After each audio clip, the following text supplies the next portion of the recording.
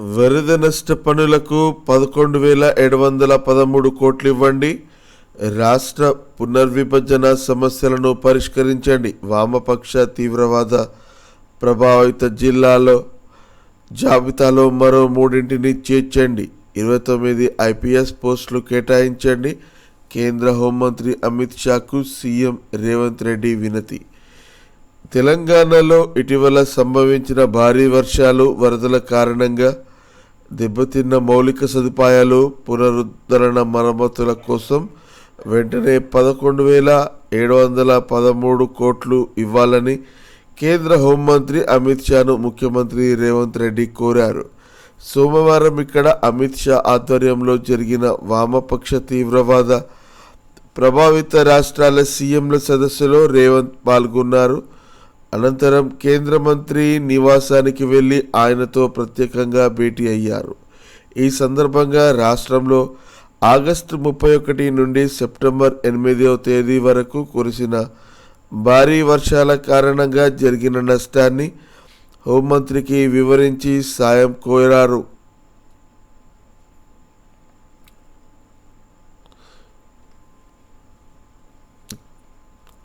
2026 మార్చి కల్లా నక్సలిజం నిర్మూలన, కేంద్ర హోంమంత్రి అమిత్ షా ఉద్ఘాటన.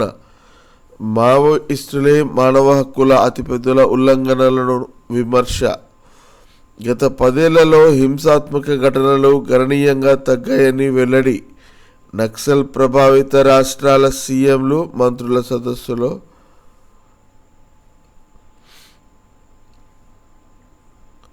మూసీ సంరక్షణ ఎంతో అవసరం, నిర్వాసితులకు న్యాయం చేస్తాం, ఇకపై ఆక్రమణలు లేకుండా చూస్తాం. ఉప ముఖ్యమంత్రి భట్టి వ్యాఖ్యలు. మూసీ నది పునర్జీవం మనందరి ధ్యేయం. గ్లోబల్ నగరంగా పెరుగుతున్న హైదరాబాద్కు ఇది ఎంతో అవసరం అని ఉప ముఖ్యమంత్రి భట్టి విక్రమార్క అన్నారు. మూసీ నిర్వాసితులకు పూర్తి న్యాయం చేస్తామని ఆయన పేర్కొన్నారంటూ ఒక వార్తను చూడొచ్చు.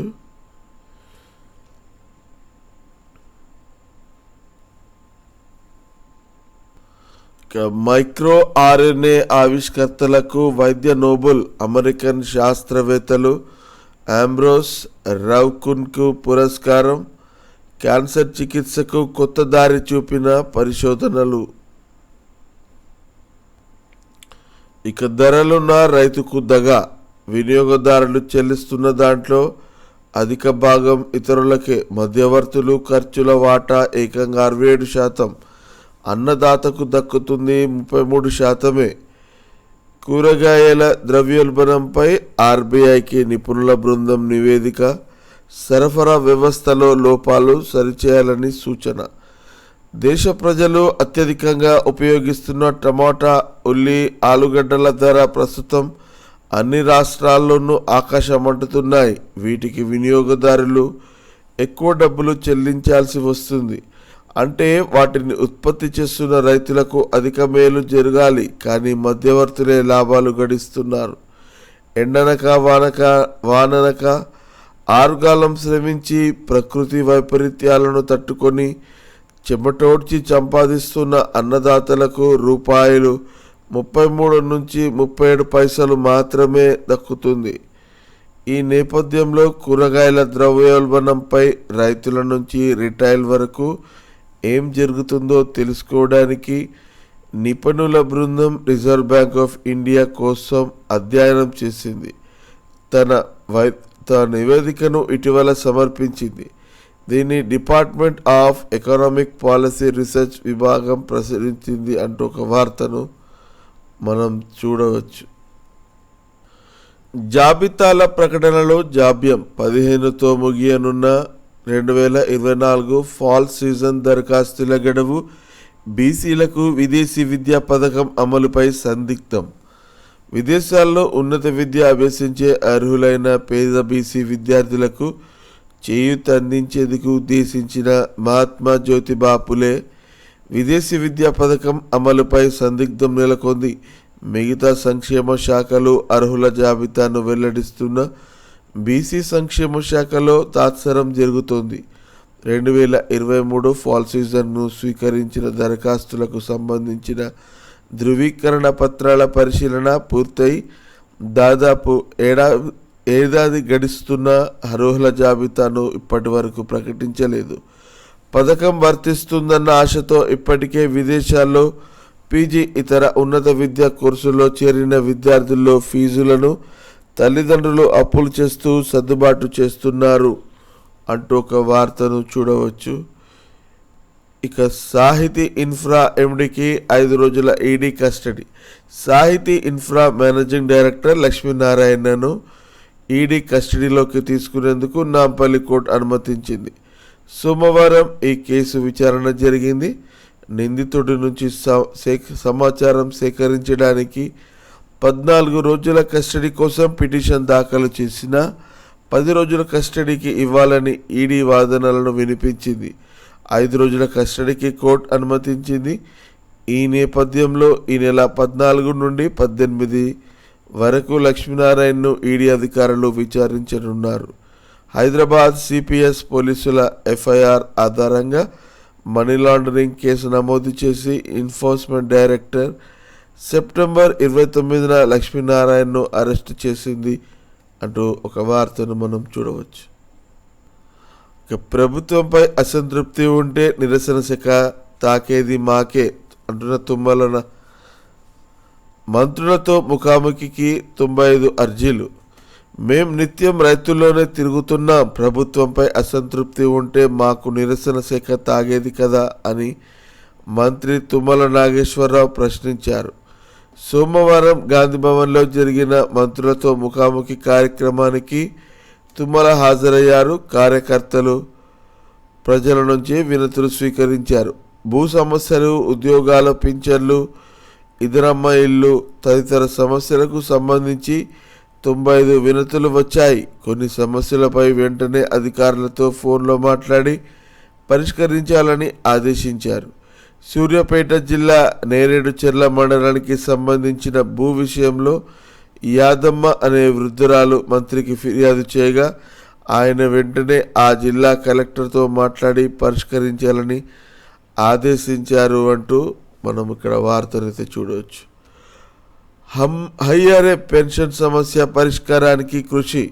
EPFO central board of trust కమలాయన్ హయ్యర్ పెన్షన్ సమస్య పరిష్కారం కోసం తన వంతు కృషి చేస్తానని EPFO central board of trust CITU జాతీయ కార్యదర్శి కరుమలయన్ తెలిపారు. పిఎఫ్లో హయ్యర్ పెన్షన్ అమలు సమస్యను పరిష్కరించాలని డిమాండ్ చేస్తూ APSRTC, TGSRTC staff and work ఫెడరేషన్లు సంయుక్తంగా సోమవారం ఇందిరా పార్క్ వద్ద ధర్నా నిర్వహించారు. తొలుత బర్కత్పురాలోని పిఎఫ్ రాష్ట్ర కార్యాలయంలో ఆర్టీసీ కార్మికుల సమస్యలపై అధికారులతో చర్చించిన అనంతరం ఆయన ధర్నా చౌక్కు వచ్చి మాట్లాడారు. 2 ఆర్టీసీ ఒకే పిఎఫ్ కోడ్తో పనిచేస్తున్నాయని, హయ్యర్ పెన్షన్ సమస్యలను పరిష్కరించే విధంగా కృషి చేయాలని అధికారులతో చెప్పినట్లు వివరించారు. ఉమ్మడి ఆర్టీసీగా ఉన్నప్పుడు 16,307 మంది హయ్యర్ పెన్షన్ కోరుతూ ఆప్షన్లు ఇచ్చారు. తమకు రావాల్సిన పిఎఫ్ డబ్బులు 2014లో రిజెక్ట్ చేశారని, 10 ఏళ్లు గడుస్తున్నప్పటికీ ఇప్పటికీ ఇవ్వలేదని వాపోయారు. ఈ విషయాన్ని regional provident fund commissioner Shivakumar దృష్టికి తీసుకెళ్తే తన పరిధిలో ఉన్న సమస్య పరిష్కరిస్తానని హామీ ఇచ్చినట్టు తెలుస్తారని అన్నట్టు ఒక వార్తను చూడవచ్చు. 317 జీవో బాధితులకు ఊరట. రాష్ట్రంలో 317 జీవో అమలుతో నష్టపోయిన కొందరు ఉపాధ్యాయులు, ఉద్యోగులకు త్వరలో ఊరట కలగనుంది.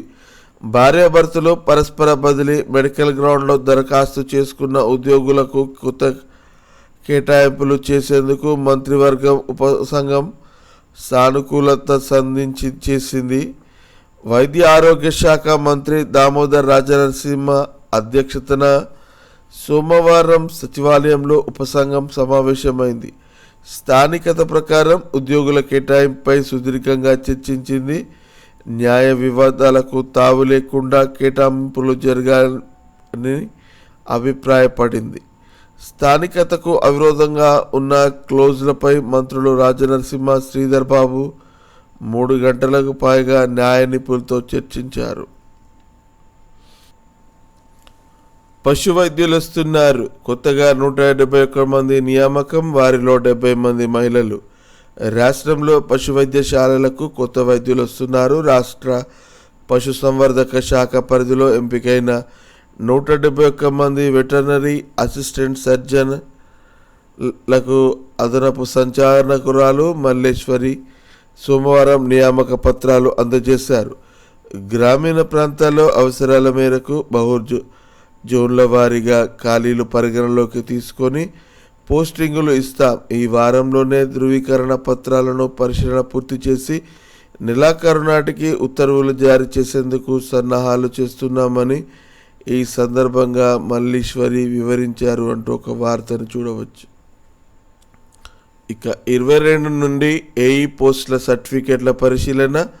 ప్రభుత్వ విభాగాల్లో 833 సహాయ ఇంజనీర్ల పోస్టులకు భర్తీకి మెరిట్ జాబితాలో చోటు సంపాదించిన అభ్యర్థులకు ఈ నెల 22 నుండి నవంబర్ 5 వరకు ధృవీకరణ పత్రాల పరిశీలన నిర్వహిస్తున్నట్లు టీజీపీఎస్సీ కార్యదర్శి నవీన్ నికోల్స్ తెలిపారు. నాంపల్లి పబ్లిక్ గార్డెన్లోని పొట్టి శ్రీరాములు తెలుగు యూనివర్సిటీలో ఈ పరిశీలన ఉంటుందన్నట్టు వార్తనైతే మనం ఇక్కడ చూడవచ్చు. ఇక ఎస్సీ గురుకులాల సొసైటీలోనూ 174 మందికి ఎంబీబీఎస్ సీట్లు.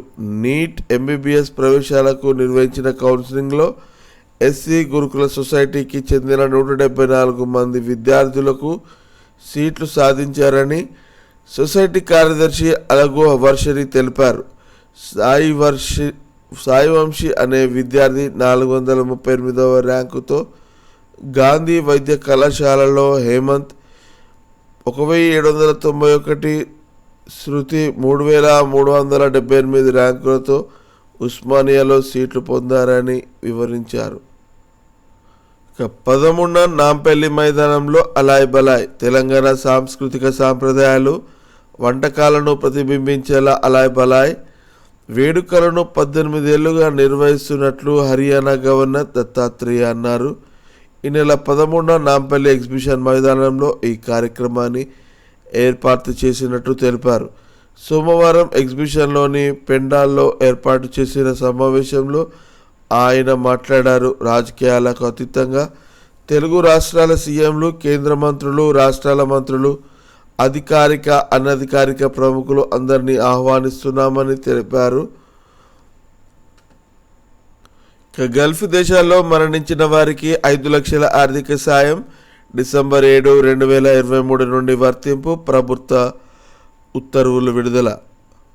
గల్ఫ్ దేశాల్లో పనిచేస్తున్న తెలంగాణ కార్మికులకు అక్కడ ఏ కారణాలతో మరణించిన వారి కుటుంబ సభ్యులకు 5 లక్షల ఆర్థిక సాయం అందించాలని ప్రభుత్వం నిర్ణయించింది. డిసెంబర్ 7, 2023 నుండి ఈ సాయం వర్తిస్తుందని పేర్కొంటూ దీనికి సంబంధించిన నిబంధనల జీవోను సోమవారం రాష్ట్ర ప్రభుత్వ ప్రధాన కార్యదర్శి ఏ శాంతికుమారి జారీ చేశారు అంటూ ఒక వార్తను చూడవచ్చు. ఇక వెలుగు దినపత్రికలోని వార్తలు చూద్దాం. వరద నష్ట పనులకు 11,713 కోట్లు రిలీజ్ చేయండి. తక్షణ సాయం కింద 5,438 కోట్లు ఇవ్వండి. కేంద్ర హోంమంత్రి అమిత్ షాను సీఎం రేవంత్ రెడ్డి వినతి. విభజన సమస్యలను పరిష్కరించండి. రాష్ట్రానికి మరింత మంది ఐపీఎస్లను కేటాయించాలి. తీవ్రవాద ప్రభావాన్ని తగ్గించేందుకు ఉన్నతమైన ప్రణాళికతో ముందుకెళ్తున్నట్లు వెల్లది. ఢిల్లీలో ఎల్డబ్ల్యూఈ సమీక్షా సమావేశంలో పాల్గొన్న సీఎం రేవంత్ అధికారులు అంటూ ఒక వార్తను చూడవచ్చు. చెరువులు పూడ్చి 1000 కోట్ల దోపిడీ.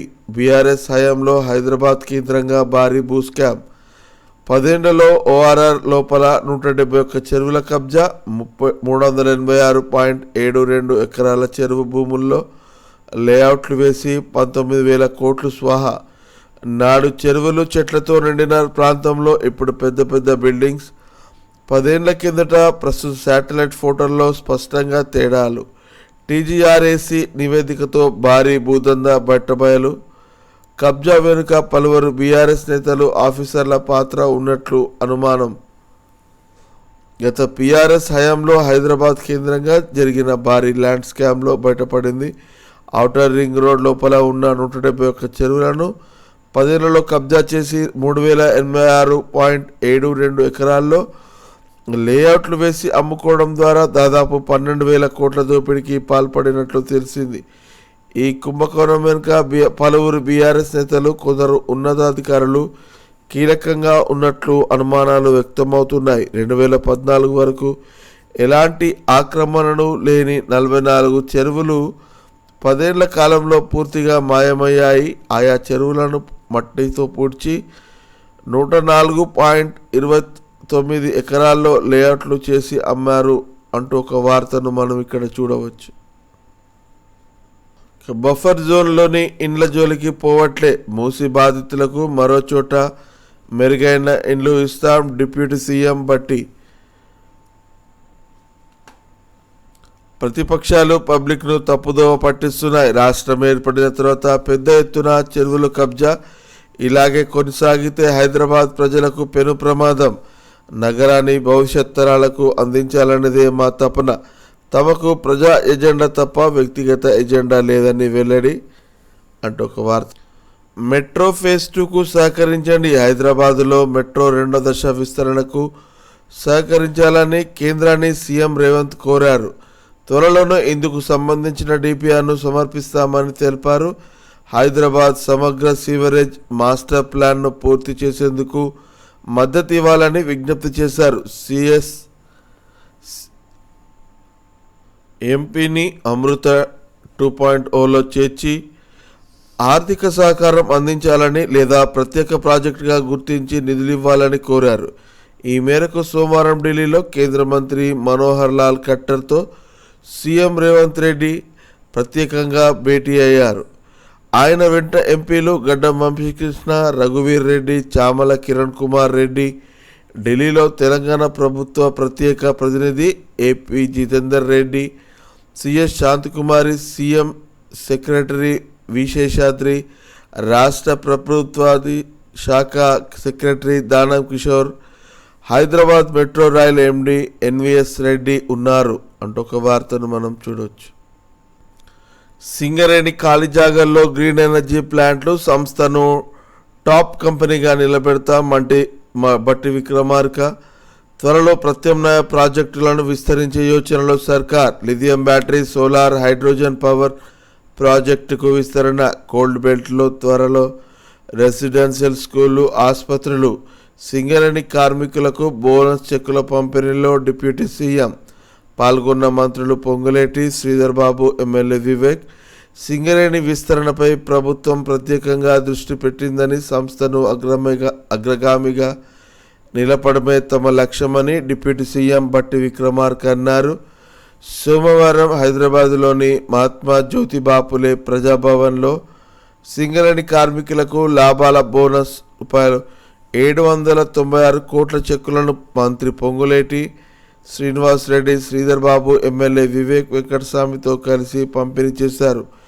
అనంతరం బట్టి మాట్లాడుతూ కాంట్రాక్ట్ ఉద్యోగులకు బోనస్, సింగరేణి కార్మికుల సంక్షేమానికి ప్రభుత్వం కట్టుబడి ఉందని బట్టి విక్రమార్క చెప్పాడు. సింగరేణి ప్రాంతం నుంచి ఒక్క గని కూడా ఇతరులకు పోకుండా చూసే బాధ్యత ఈ ప్రభుత్వానిదేనని అన్నారు.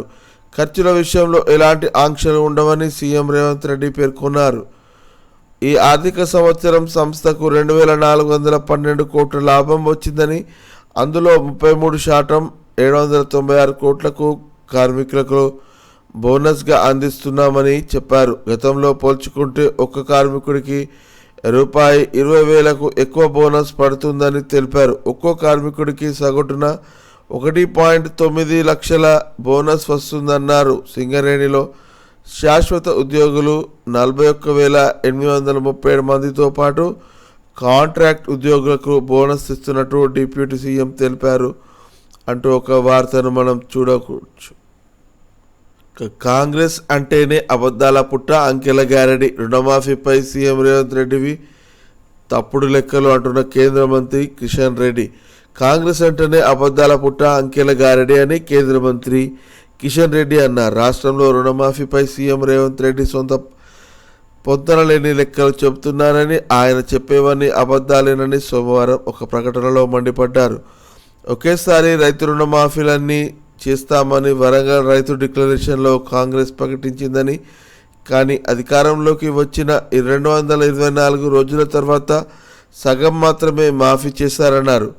అధికారంలోకి వచ్చిన 8 నెలల్లోనే 31,000 కోట్లు మాఫీ చేశామని ఆగస్టు 24న రేవంత్ ఒక సభలో ప్రకటించారు. కానీ ఆదివారం ప్రధాని మోడీకి లేఖ రాసిన లేఖలో 17,000 కోట్ల రుణమాఫీ జరిగిందని చెప్పారు. మరి మిగతా 14,000 కోట్లు ఎక్కడికి పోయాయో, మరి 16 లక్షల మందికి పైగా రైతులు ఎందుకు ఇంకా రుణమాఫీ జరగలేదు?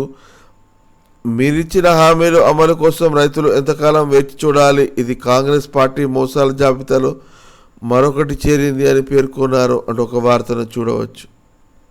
ఇక సద్దుల బతుకమ్మ దసరా కోసం 6,304 ప్రత్యేక బస్సులు ఆర్టీసీకి పోలీసు రవాణా శాఖ సహకరించాలంటున్న సజ్జనార్. సద్దుల బతుకమ్మ దసరా పండుగలకు ప్రయాణికుల రద్దీ ఎక్కువగా ఉండే అవకాశం ఉందని, ప్రయాణికులను సురక్షితంగా గమ్యస్థానాలకు చేర్చేలా టీజీఎస్ ఆర్టీసీకి సహకరించాలని పోలీసు రవాణా శాఖ అధికారులను ఆర్టీసీ ఎండీ వీసీ సజ్జనార్ కోరారు. దసరా ఆపరేషన్స్పై సోమవారం హైదరాబాద్లోని బస్ భవన్లో పోలీసు రవాణా శాఖ అధికారులతో ఆర్టీసీ సమన్వయ సమావేశం జరిగింది. ఇందులో సజ్జనార్ మాట్లాడుతూ, సద్దుల బతుకమ్మ దసరా పండుగలకు సొంత ఊళ్ళకి వెళ్లే ప్రయాణికుల కోసం ఆర్టీసీ రాష్ట్ర వ్యాప్తంగా 6,304 ప్రత్యేక బస్సులను నడుపుతున్నదని వివరించారు. మహాలక్ష్మి పథకం అమలు నేపథ్యంలో గత ఏడాది కంటే ఈసారి రద్దీ పెరిగే అవకాశం ఉండడంతో అదనంగా 600 స్పెషల్ సర్వీసులను నడపాలని నిర్ణయించినట్లు చెప్పారు అంటూ ఒక వార్తను చూడవచ్చు. 15 నుండి 31 వరకు పేరెంట్ టీచర్స్ మీటింగ్. దసరా సెలవుల అనంతరం ఈ నెల 15 నుండి 31 లోపు ప్రతి గురుకులంలో పేరెంట్ టీచర్స్ మీటింగ్ ఏర్పాటు చేసి పేరెంట్స్ నుంచి సలహా సూచనలు తీసుకొని ఫీడ్బ్యాక్ అందించాలని మంత్రి పొన్నం అన్నారు అంటూ ఒక వార్త చూడొచ్చు.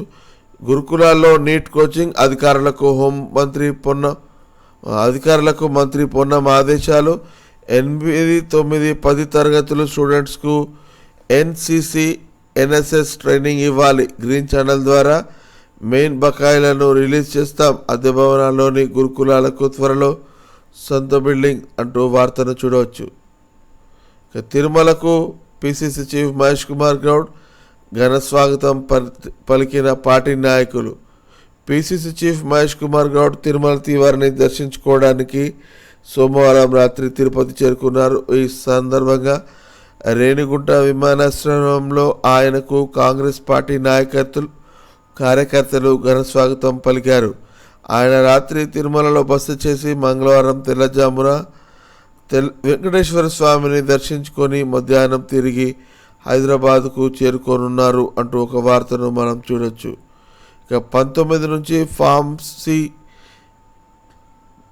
నుంచి B pharmacy admission counselling schedule release చేసిన విద్యాశాఖ. ఈ నెల 19 నుండి ఎఫ్సెట్ బి ఫార్మడీ కోర్సులను ప్రారంభం కానుంది. దీనికి సంబంధించిన అడ్మిషన్ షెడ్యూల్ను technical education commissioner Shri Devasen release చేశారు. ఫస్ట్ ఫేజ్లో ఈ నెల 19 నుండి 22 వరకు రిజిస్ట్రేషన్తో పాటు సర్టిఫికేట్ వెరిఫికేషన్కు స్లాబ్ బుక్ చేసుకోవాలని సూచించారు. 21 నుండి 23 వరకు సర్టిఫికేట్ వెరిఫికేషన్, 25 వరకు వెబ్ ఆప్షన్ ప్రక్రియ ఉంటుందని వెల్లడించారు. 28న సీట్ల అలాట్మెంట్ ఉంటుందని తెలిపారు. నవంబర్ 4 నుండి 12 వరకు ఫైనల్ ఫేజ్ అడ్మిషన్ కౌన్సిలింగ్ ఉంటుందంటూ స్పష్టం చేశారు. ఇక చంద్రబాబును కలిసిన బీఆర్ఎస్ లీడర్లు తన మనవరాలికి పెళ్లికి పిలిచానన్న మంత్రి మల్లారెడ్డి త్వరలో టీడీపీలో చేరుతానని తీగల కృష్ణారెడ్డి ప్రకటన.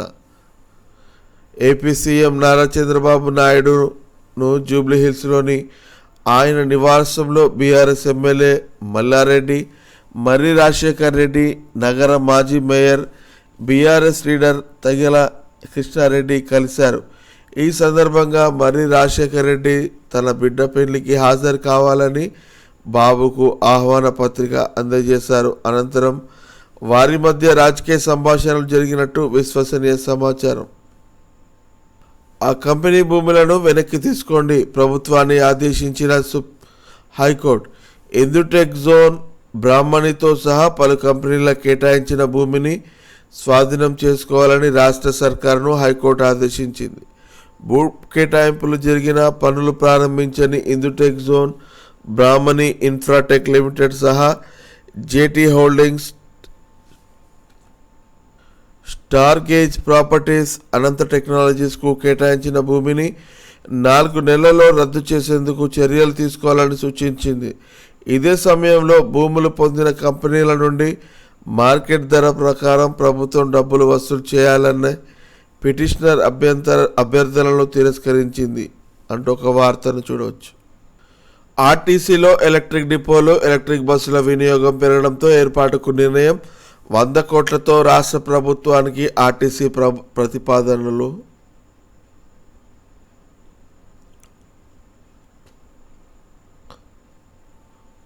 మన బతుకమ్మకు అమెరికాలో అధికారిక గుర్తింపు. ఈ నెల 11 దాకా తెలంగాణ హెరిటేజ్ వీక్. ఉత్తర్వులు జారీ చేసిన నార్త్ కరోలినా, జార్జియా, వర్జీనియా గవర్నర్లు.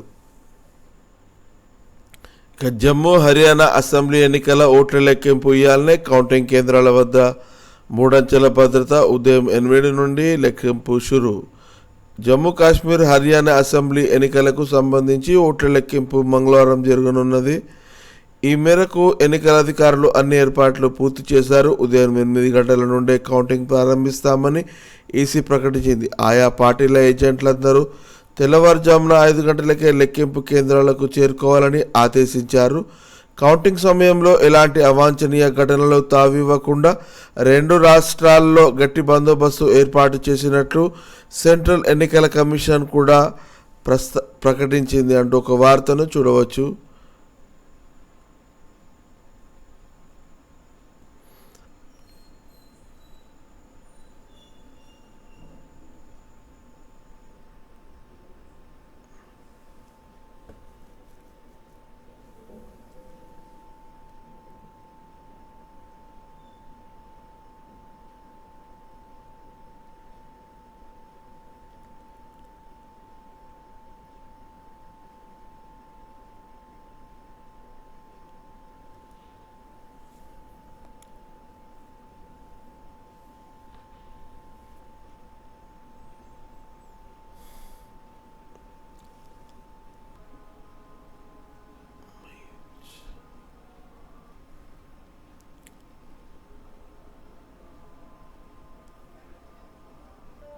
నమస్తే తెలంగాణ వార్తాపత్రికలోని వార్తలను చూద్దాం. జనం కళ్ళు మూసి బాబు చూపిన బాటలో రేవంత్ రెడ్డి. అప్పుడు నందనవనం, ఇప్పుడు రివర్ ఫ్రంట్. మూసీపై బాబు ప్లాన్ మళ్ళీ తెరపైకి. సింగపూర్ కంపెనీకే మాస్టర్ ప్లాన్ బాధ్యత. మెయిన్ హార్ట్కు అప్పగిస్తూ ఉత్తర్వులు. అమరావతిని ఆగం చేసిన కంపెనీ ఇదే అంటూ వార్త చూడవచ్చు.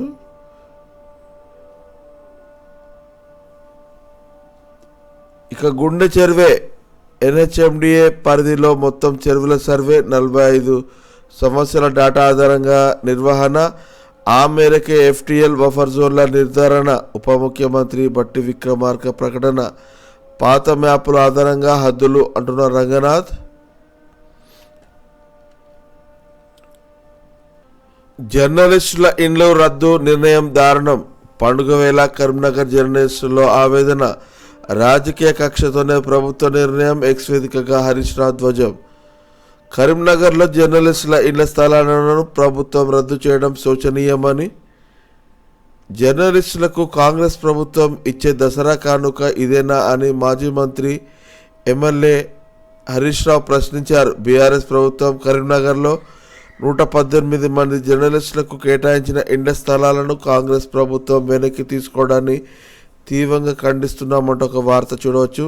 ఇక కాంగ్రెస్ ఇచ్చిన ఉద్యోగాలేవి, కొత్త నోటిఫికేషన్ లేదు, ఉద్యోగం లేదు, అబద్ధాలకు రేవంత్ బ్రాండ్ అంబాసిడర్, ఢిల్లీకి మూటలు పంపడంపైనే సీఎం దృష్టి, సింగరేణి లాభాలు కాంగ్రెస్ నేతల జేబుల్లోకి, మాజీ ఎమ్మెల్యే బాల్కా సుమన్ మండిపాటు,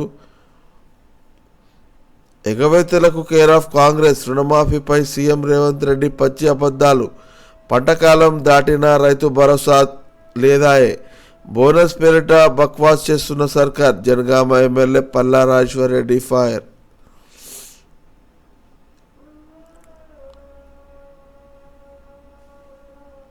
తెలంగాణలోగా హామీలను అమలు చేయాలంటున్న Telangana auto private transport unions JAC, ఎన్నికల్లో ఆటో డ్రైవర్లకు ఇచ్చిన హామీలను దసరా పండుగలోపే అమలు చేయాలని Telangana auto private transport union JAC నేతలు రాష్ట్ర ప్రభుత్వాన్ని డిమాండ్ చేశారు. ఉపాధి కోల్పోయే ఆటో డ్రైవర్లు ఏడాదికి 12,000 భృతి ఇస్తామని, సంక్షేమ బోర్డు ఏర్పాటు చేస్తామని చెప్పిన సర్కార్ 6 నెలలైనా పట్టించుకోలేదని జేఏసీ నాయకులు నందకిషోర్, నరసింహారెడ్డి, యాకన్న రవికుమార్, ఈశ్వర్, లిఖిత్ కుమార్ సోమవారం ఒక ప్రకటనలో తెలిపారంటూ ఒక వార్తలు చూడొచ్చు.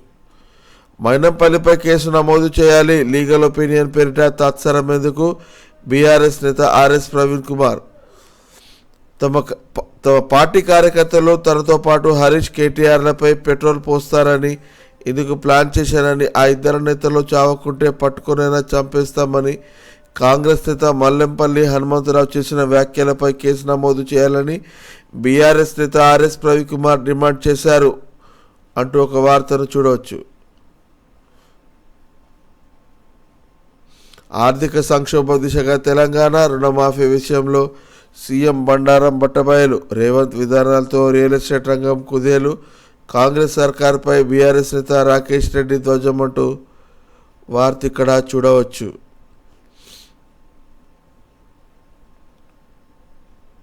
రైతులందరికీ రుణమాఫీ చేయాలి, రైతు ధర్నాలో మాజీ ఎమ్మెల్యే చిరుమర్తి డిమాండ్.